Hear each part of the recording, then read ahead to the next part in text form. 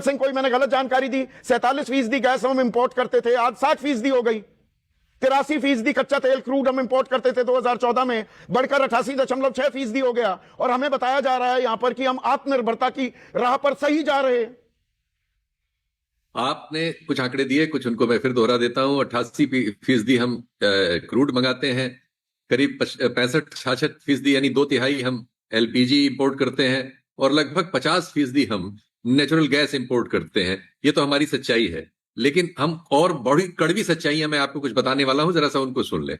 हमने 2019 मई में जब ईरान से तेल खरीदना बंद किया अमेरिका के सैंक्शंस के आदेश की वजह से, उस समय ईरान हमें ट्रांसपोर्ट और इंश्योरेंस फ्री दे रहा था, भारतीय रुपए में तेल दे रहा था, 60 रुपए का क्रेडिट दे रहा था, और 12% इंटरनेशनल कॉस्ट से कम का हमें रिबेट दे रहा था। एक और चीज जोड़ दूं शीतल भाई, 50 से 60 हजार करोड़ ईरान के पैसे रुपयों में हमारे बैंक में रखे उन्होंने हुए थे। यूको बैंक का नाम है यूको बैंक। यूको बैंक डूबने से बच गया था उस पैसे से। बिल्कुल आपने ठीक बताया। अब हम क्या कर रहे हैं 2025 में, सुनिए, हम करीब 8% हमने अमेरिका से खरीदना शुरू किया क्रूड, जिसमें हम पर टन जो है करीब 8 गुना ज्यादा वो ट्रांसपोर्ट और इंश्योरेंस की कॉस्ट दे रहा है। 8 टाइम्स एलएनजी हमने रिकॉर्ड खरीदी है इस 25 में अमेरिका से, और इस रिकॉर्ड पर इकोनॉमिक टाइम्स की रिपोर्ट है कि हमारी जो कॉस्ट है 0.33 पर MMBTU कॉस्ट लगती है ट्रांसपोर्ट की, अगर गल्फ से आती है, और जो अमेरिका से आ रही है वो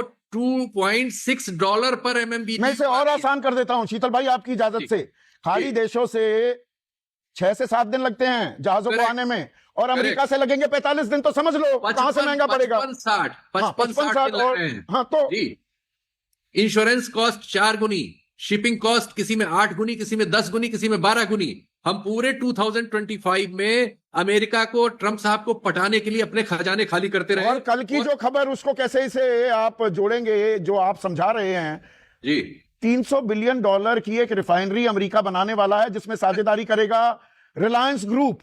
$300 बिलियन होते हैं 28 लाख करोड़ रुपए, 93 रुपए अगर मैं टू डॉलर उसे मानूं, 28 लाख करोड़ रुपए का निवेश होगा। तो मतलब आने वाले दिनों में सारा तेल हम अमेरिका से ही खींचने वाले हैं।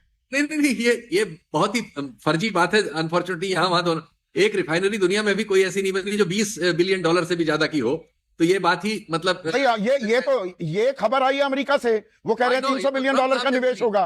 $300 बिलियन तो 28 लाख होते हैं। मेरा तो दिमाग सन्न कर गया था। हाँ, अरे एक और चीज सुन लीजिए साहब, इस साल से हम लोग एग्रीमेंट कर चुके हैं दिसंबर में कि अब हम करीब 5.1 मिलियन टन जो है, सॉरी LPG 2.2 मिलियन टन से, हाँ 22 लाख हाँ टन हम लेंगे, अमेरिका से खरीदेंगे, जिसमें जो $20 में जिसका भाड़ा लगता है यहाँ गल्फ से, उसका $80 पर टन भाड़ा लगेगा। हम कर क्या रहे हैं भाई? नहीं, मुझे एक चीज बताइए, जो मैंने कहा ये ख्याली पुलाव पका दिया, बहुत इंप्रैक्टिकल बात मैं कह रहा हूं। हम ईरान से तेल क्यों नहीं खरीदते? ईरान तो देगा ना, चीन को जाने दे रहा है ना। हम अभी लॉन्ग टर्म कॉन्ट्रैक्ट करते हैं और ठेंगा दिखा देंगे अमेरिका को, हमारी मर्जी हम जिससे ले।